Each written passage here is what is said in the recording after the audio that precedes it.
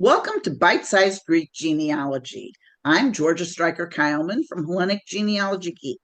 Hi, I'm Carol Kostakos Petranek from Spartan Roots. This is episode 2, How to Find Your Grandfather's Greek Name.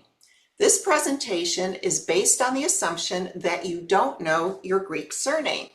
We will be showing examples of possible records to help you find this information. Okay, your grandfather's Greek surname might be found on many old documents, letters, or photos. Don't overlook the envelopes those old letters came in. The Greek surname can be written in the return address.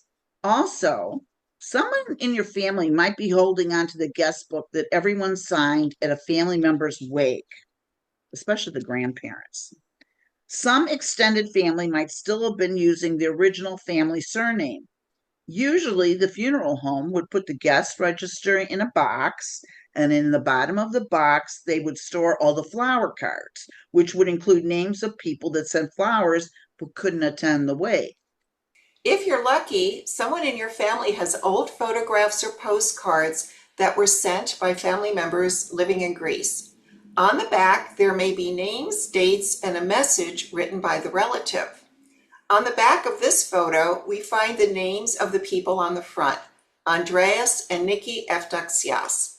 I now have the Greek spelling of my grandmother's surname, which is Eftaxias. Let's talk about Greek Orthodox Church records. These are a primary source of surnames. In this baptismal record, the names are in Greek on the left and in English on the right. The father is Andreas Kostakos and the mother is Ekaterini Papayanakos. In English, Catherine Pappas. I now have the Greek surnames of these people. But note, a certificate like this is not found in the church, but would be in a family's personal papers. This is a Greek Orthodox Church marriage register book. On line 94, we see that the English surname of Nikolaos Ioannis Dimitrakopoulos was Glover. Thus, you could contact this Greek church and ask for a letter verifying the marriage of Nicholas Glover and Angeliki Britsa.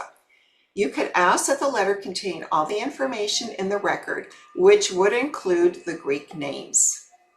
And this is a Greek Orthodox Church death register book.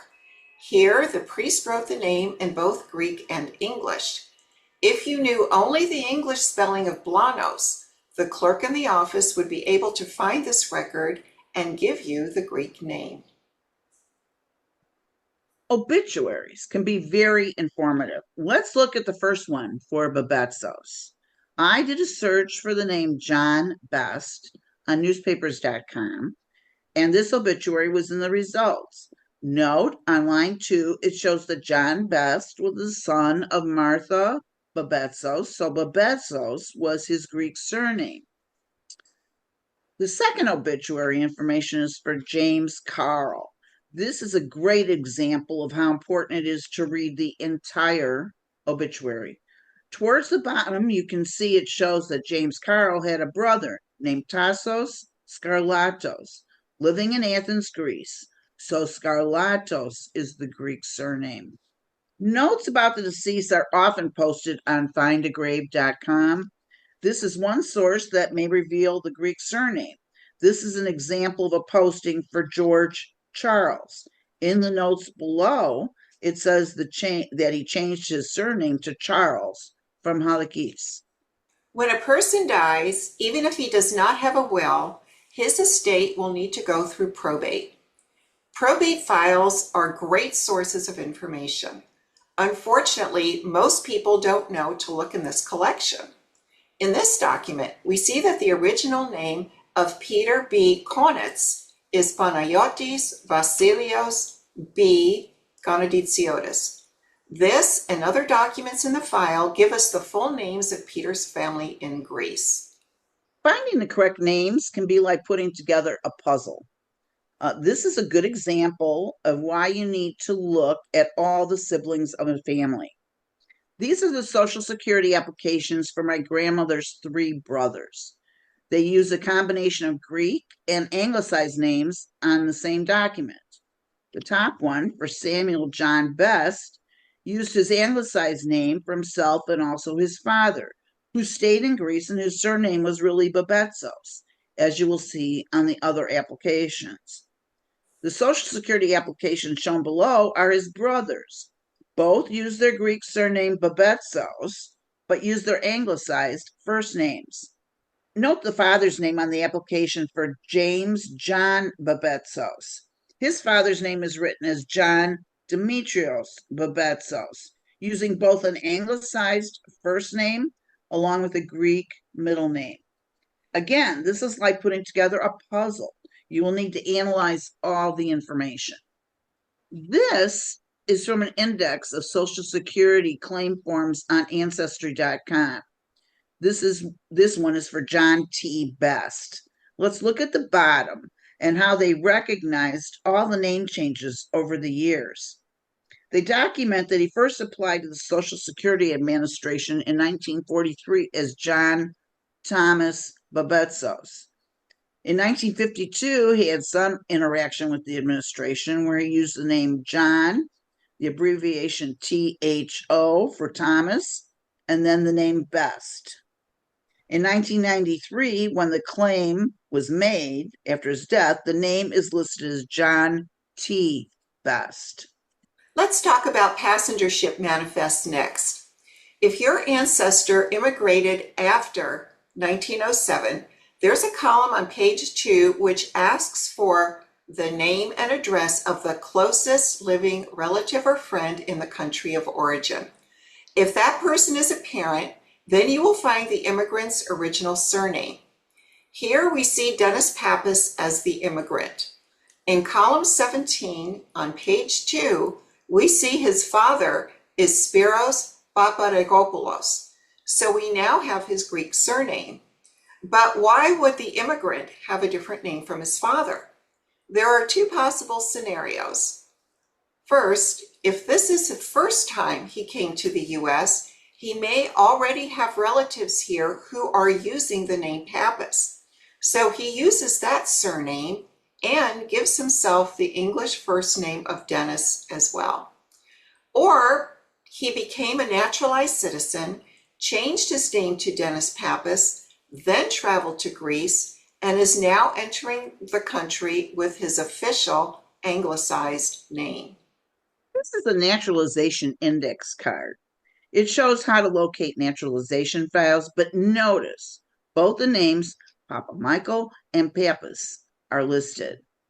It is critical to find all the naturalization papers, the petition, the declaration of intention, the certificate of arrival, and the oath of allegiance. Here we know this man is James Pappas. The declaration of intention is under the name James Pappas, but there is a notation landed as Demetrius Papagiannakos. This Greek name is also found on the certificate of arrival. James' petition shows only his Americanized name, James Pappas. So finding all the records is critical.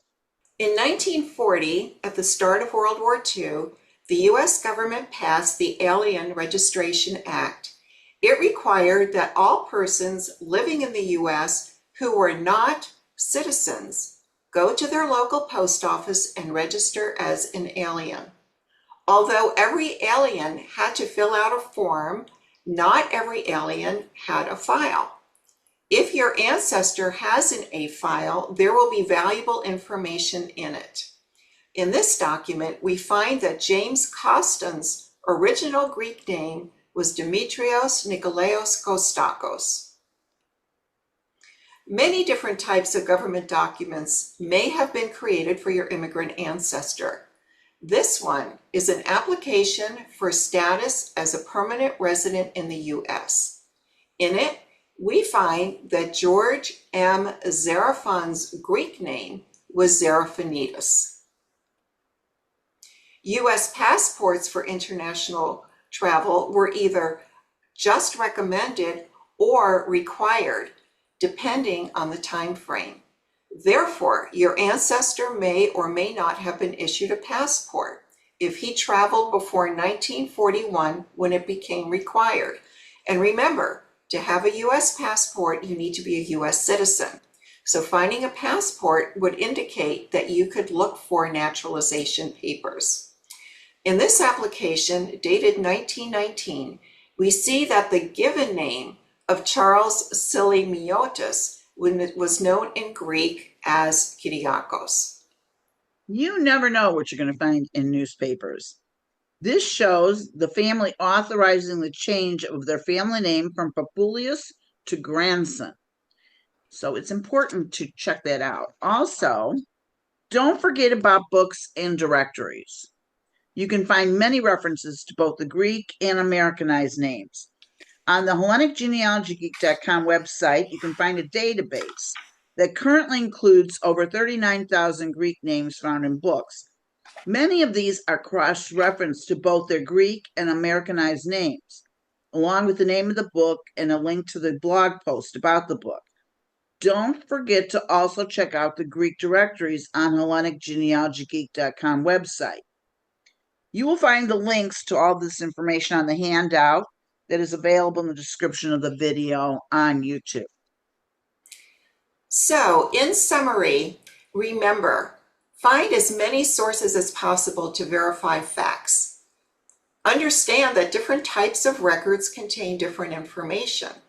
And remember to research other family members, not just your immediate ancestor, to correlate and verify facts. Thanks for watching today. We hope that these tips in this video will help you find the grandfather's original surname. Don't forget to download the handout. It's located in the YouTube video description. And join us next time for another bite of Greek genealogy. Take care. Come see us next time. Bye-bye. Bye.